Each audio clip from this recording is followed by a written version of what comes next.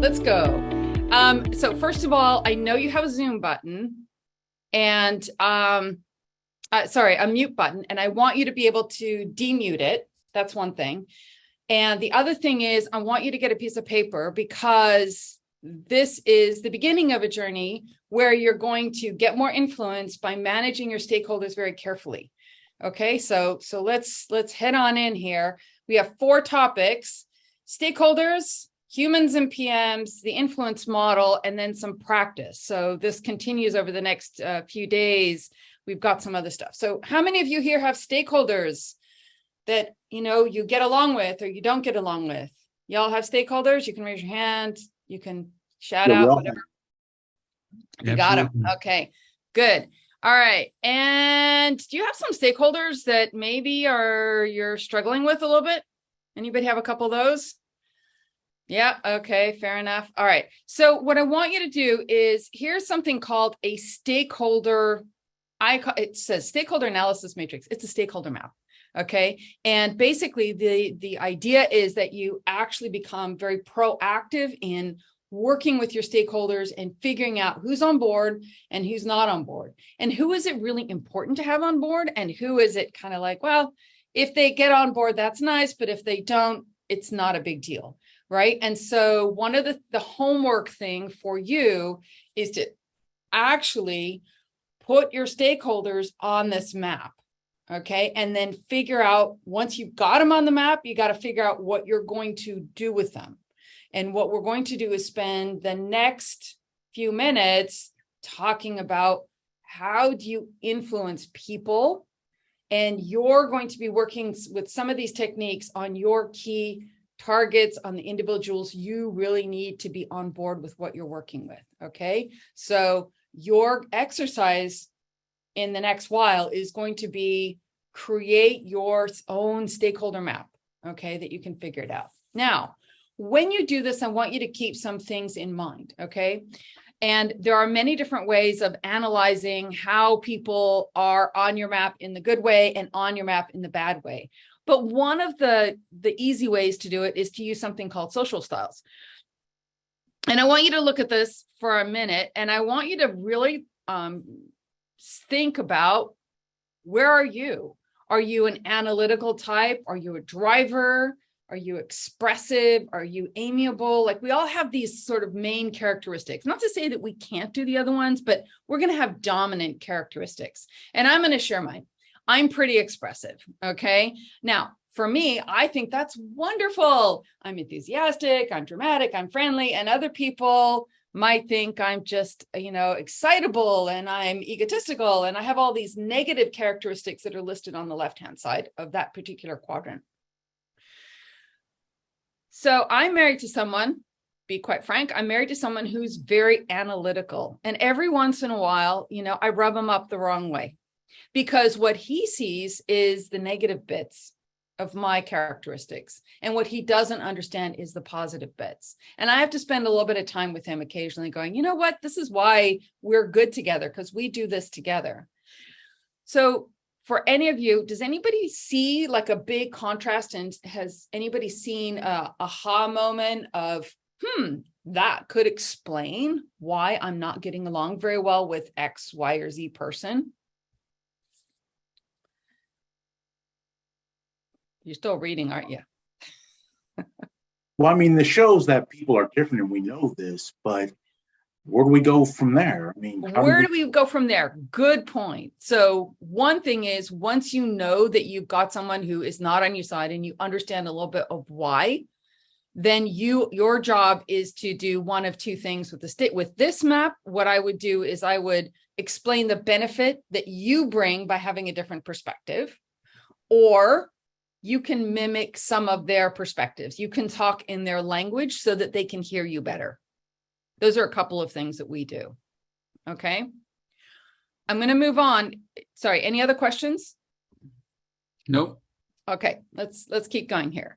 And I want to talk about humans in the product manager. I know this is a very generic term, but I want you to imagine that you are going to talk to someone in your work. What are the kind of reactions that people have when you show up to talk to them?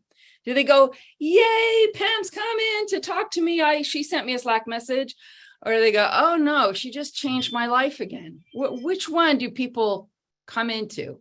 For those of people who you walk in and everybody goes, yay, I'm so glad to talk to you. Fine, put up one. Do they have a down arrow? I can't remember in Zoom. I do not see a down arrow. You don't see a down arrow? Yeah. Okay. What do you want to accomplish?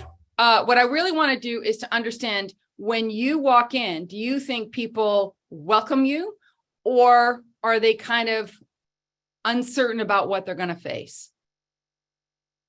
I mean, nobody wants to waste their time, right? So usually best if you plan, and that's usually what I do, but I don't just walk in on people.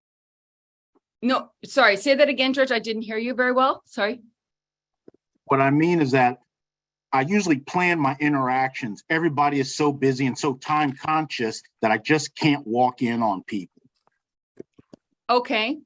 But let's say that you had a meeting where you were going to talk to people about some big change that you're going to make. Are people going to be super enthusiastic about it, or are they going to have a bit of trepidation? Which one? I mean, this is where we talk about it. I mean, there's no opinion yet. We're just talking. You're just talking. Okay. So I can tell you flat out that when you start moving people's cheese, that's a really old expression here. When you start talking to people and you're changing their expectations, or you want them to move to another place, that they experience stress. Okay. Have you ever walked in, and maybe somebody else can share their experience, and you explain something to people and there's quiet in the room, or people go, no, we can't do that? Anybody ever experienced that in their careers? Oh, yes. No, we tried that before. You've had that before. Okay. So what you're experiencing is people's reaction to change. Okay. And it's a stress reflex. Okay. We all do it. The car crashed. Oh dear. Now I don't have a car. Like, there's all these things that go into our heads whenever we experience stress. Okay. So, and people have kind of their primary thing that they go into. Okay. Some people are like, hell no, I'm not going to do that. Other people are like, I just want to ignore it. Other people are like, yes, whatever. And then they really don't participate. So we have these 4 different ways that we're going to react. Okay. And so I want you, the next time you're coming up to someone and you're finding a negative reaction, I want you to be very careful about figuring out where they are. And then I want you to do something else. I want you to give them time, because our stress reflex is kind of the first one that comes out. Okay. And when someone is in a stress position, they can't actually hear anything that you're saying. Okay. You have to wait until they get to be calm, and then you can actually talk to them.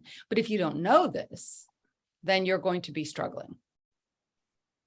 All right.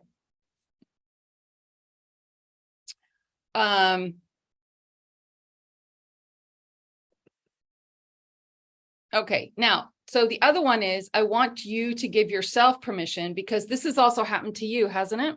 Have you ever been in a situation where someone showed up and your first reaction was, I don't want to hear it? Absolutely. Absolutely. We're all like in that space, and you need to give yourself permission to step away, to breathe, and basically give yourself time to do the next step. And sometimes, like someone like George, he may have it all taped and he knows exactly what he's going to be doing. But we don't always react that way. And we need to be very empathetic, because this is very human. This is what I talk about. It's human. And I talk about the human, and I talk about we as product managers coming into a human situation. All right. So I want to leave that with you. And what I want to do is talk about what I would call an influence model. So let's say that we've gone into a situation where we've created stress on somebody else's life. We've managed to get them down, but now we've got these stakeholders we want to influence. We want to have them view us positively, outside of the fact that we're going to show up and ask them to change stuff quite a lot. And I'm going to use something called the influence model. It's been around for a long time, but I like to kind of reframe it in a product management scenario. Okay. And the book I use, the reference I use, is something called Influence: The Psychology of Persuasion. It was written some time ago, but I think it still works. And the interesting thing is I use these techniques all the time. I use them all the time. So as humans in society, we have certain kind of built-in rules. Okay. And if we understand the rules, we can actually use them to our advantage. Now you'll notice there's 6 here, and the last one, scarcity, is kind of grayed out, and it's less important in what we're going to talk about. So first of all, I want to just go through these one by one. One is reciprocity. Okay. Which is, if I do something for you, okay, very often you will feel obliged to do something for me. Okay. I go and I give cupcakes to my neighbor. They feel obliged to do something for me. And she comes over with lemons. She has lemons and limes. Okay. So there's kind of an exchange. And I want you to think about, what are the kind of gifts? What are the kind of things that you can share with others that will have them kind of, in a way, owe you a little bit? And not in a bad way, but in a kind of human way, in a kind of exchange way. Okay. The second thing I want to talk about is commitment. If I say that I'm going to do something and I do it, then people will believe me. Okay. And if I say that I'm going to do something and I don't come through with that commitment, people stop trusting me. Now, what is the effect of people not trusting you as a product manager? What happens? Where does your influence go? If I don't trust you, you're not moving anywhere. You're not going anywhere. Okay. So you have to make sure that you're committed and that you're consistent. Okay. Now, that said, George, what happens if you say, I agree that we're going to do X, and then you go and investigate it and you find out that X doesn't work? Okay. The feature that you fought for, when you go talk to your customers, they say, we're not interested. Are you still going to build that because you made that commitment earlier? You've either lost credibility or you have to deeply explain your models with data. Yeah, you're going to have to go in and you're going to have to break your commitment, but you're going to have to be very careful how you do it, right? Because the risk is someone says, we don't trust you, right? Absolutely. Now, so that leads me to the next one, which is social proof. So I was just listening to another talk about someone talking about different psychological frames. Social proof kind of falls into that one. So if I come along and I say, this is an old one, 8 out of 10 dentists use Crest. Okay. That provides me with a certain amount of social proof. Okay. Which is, other people are doing it, so should we. So the more that you can use that to your benefit, the more you should be using it. So all the proofs, all the studies, all the analysis that we do, it falls into this arrangement that we have as a society, that I'm going to prove to you that it makes sense to do this. And it's one of the ways that you're going to be able to change your commitment if you need to. Any questions on so far? Nope, you're doing great. Okay. I know this sounds basic, but trust me, when you start using these day in, day out, they become really effective. The other one is liking. The more people like you, the more they will help you. And they don't have to like you a whole lot to help you a whole lot, believe it or not. And so this is something else you can use with your stakeholders, especially the ones that are not working with you very well. You're going to have to figure out a way to gain their confidence in some ways.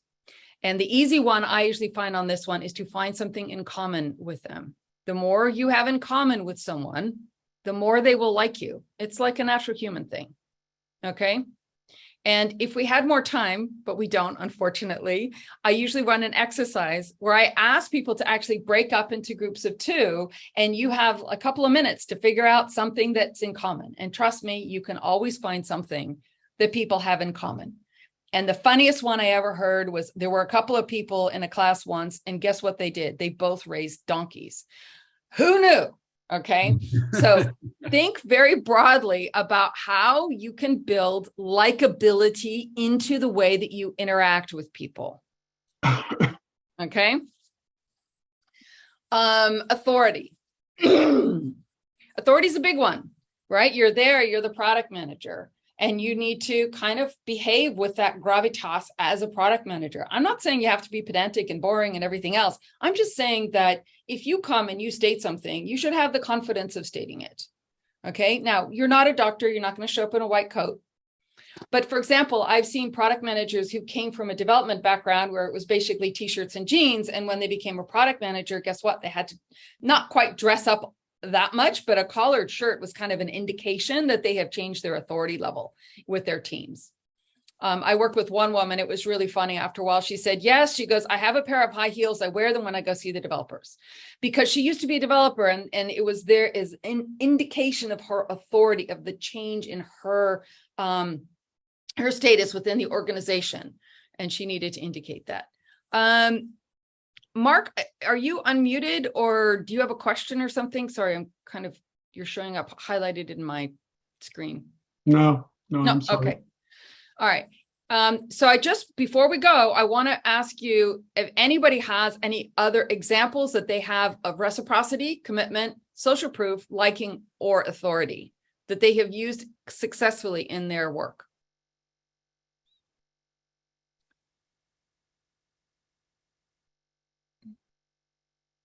Okay, good. You're going to like the homework then. Yeah, George has a question in the chat, Yes. basically saying, is likability such a strong motivator that some people can build their whole persona around that likability aspect and not have the other? Likability only gets you so far. Without it, it's hard, but with it, it helps, but it's not the whole thing. You kind of need to have the whole package. Mm-hmm. Where I have seen it fail is where people come in and they use their authority, but they don't use the likability. Mm. And that's a real problem. Yeah. Yeah. So always try and kick off any kind of conversation with someone with some kind of acknowledgement of them as human beings to build that likability. It's going to make the rest of your conversation just that much easier. Okay. All right. So your exercise here is reciprocity. Think about something that you can give or share with others so that you build up kind of a bank account with them of she or he has been so nice to me. So when she or he comes and asks something of me, I feel kind of obliged, or I feel positive in terms of returning that request. And so with reciprocity, I mentioned cupcakes a little while ago. Cupcakes are a little difficult to do on Zoom. What I find is a really good one is sharing information. I just saw this article about a topic you're interested in. Or did you hear about, if they're into sports, did you hear about this sports story? So look for ways of using reciprocity to your benefit. Social proof. What are ways you can bring social proof into your next influencing discussion? Don't walk in without it, because just saying, I heard from, or I think Steve used to talk about, a guy told me, I'm paraphrasing here, that's not going to cut it. You really need to walk in with a little bit more for people to listen to you. Play the liking game. Go find someone. And I'm going to suggest you do this in the next 24 hours because it's a pretty straightforward one. Find anyone. And my favorite target is usually the person behind the checkout line, because I go to the grocery store. Okay. But think about something you can find in common with someone and try and get it down to under 1 minute. It's not that hard. Give it a shot. And then authority. What are ways in which you can change your behavior, your communication style? What are the ways in which you can stamp some level of authority on what you're talking about? Okay. Any questions? Just a comment. I think Diane had from your earlier question, something that she thought was a good influencer was being able to listen and ability to pivot on the new information from others. Yes. Well, that's basically you're responding. You're being a human being. So yes, there is a lot of listening that goes on in this too. Yes. Yeah. Mm-hmm. I decided I wasn't going to. So in the longer version of this, we go through the listening and open-ended questions. I'm trying to consolidate it. So I just focus on right. what people might not do every day. 25 minutes isn't enough time. It is not enough time for this. No. All right. So now how many, I have like another couple minutes, right? Okay. Mhm. There's a couple more things I'm going to leave you with. And if we don't get through all of this, I will write a blog post on it for you. So that's my gift to you, right? I want you to remember 5 to 1. When you have relationships with people, as long as you have 5 positive interactions to 1 negative interaction, people will generally play ball with you. You can probably go down to 3 to 1 at a push. But if you expect to sort of come in every single time with asking for favors, asking for change, asking for this, asking for that, people are eventually going to say no. So figure out what 5 things you're going to do that will show how much you care about somebody else. All right. When we used to go to the office, I was the biggest complimenter of people with their shoes. Or just, I picked on anything. Seriously, like find something you like. There was a guy I worked with. I have a blurred out image, but it's I can't remember. This is a Picasso, but he had another Impressionist painting. So I mentioned the Impressionist painting, right? Mm-hmm.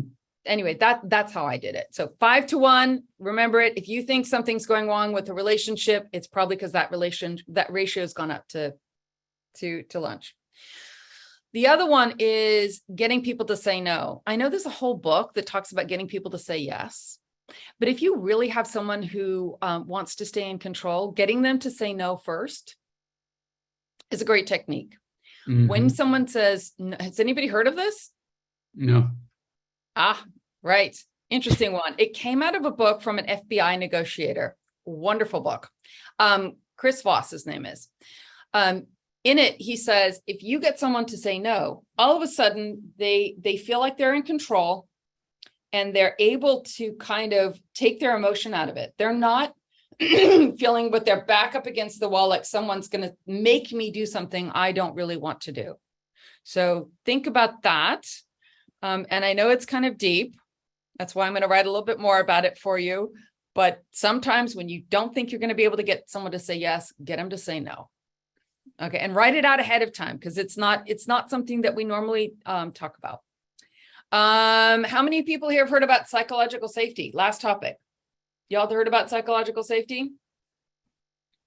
Just in the beginning. You're just in the beginning of learning about psychological safety? No, you mentioned it earlier. I did? Okay.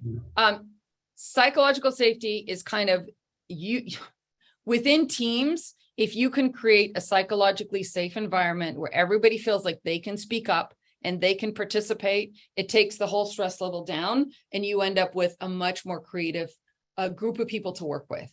So I would encourage you, I will look for some reference material for you, but if you have not heard about it, or if you do not use these techniques, they should be very high on your list of things to learn to do. They're not rocket science. They are not rocket science, but you need to be deliberate about choosing what you're going to do depending on your situation. All right.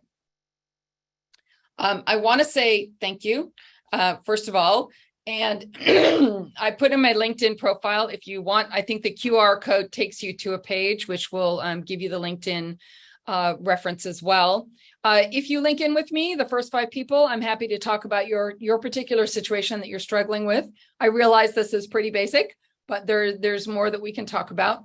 If you want to, if you link in with me, I will be posting homework reminders, different topics over the next 10 days. So you can kind of go, okay, I forgot. I need to think about how I'm going to do reciprocity with some people. All right. And if I'll do another blog post on the last 3 topics. So you can actually have that as a resource as well and create some links. All right. These are my contact details and I'm actually open to any other questions. We got 3 minutes. So let's use the time. Reciprocity. Let's talk about that for maybe 30 seconds. Okay. Sometimes you meet people you give things to, they don't really they don't meet you back. How do you decide what to give somebody that will encourage them to do that with you? I mean, everybody's so different. Finding that right connection, that's hard. It's hard to make a connection. And all I can say is making connections with people is something that everybody needs to get really, really good at. I would love to give you a cookie cutter approach to it. I just know it needs to get done. I know sometimes there's another thing which I didn't talk about, which is called mirroring. So, for example, if I am with someone who's quite quiet and reticent to talk, I will leave lots of silence. I will emulate the way that they are talking so that they reach a comfort level with talking with me. Okay, so that's maybe a first step before we get to reciprocity. The other thing, George, is if you're looking for reciprocity, you will almost always find something.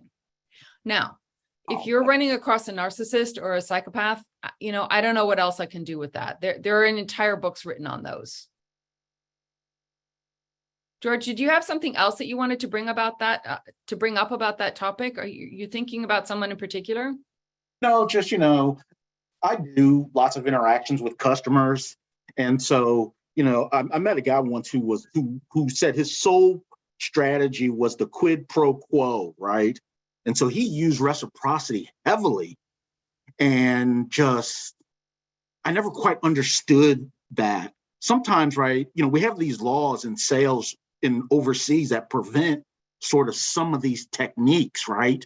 So sure. I just wanted to see how people navigate, massage these to stay out of those waters. It was really just more of a curiosity question. No, and I think you're right. And I think there are, so there, by the way, are certain personality types. I really don't want to go into that in too much depth, but there are personality types which view everything as a transaction. Yeah. Okay. Right. You are not going to be able to necessarily move them as much as possible, but as long as you understand that that's the nature of your relationship, you can then act accordingly, right? In other words, if someone gives you something and if they give me A, they're expecting B, then you need to also guard yourself against it. The guy who wrote the book was interesting. He wrote it to protect other people from these techniques being used on them. Mm-hmm. He wrote another book later on called Persuasion, where he talks about how you can set the stage so that people will get to agree with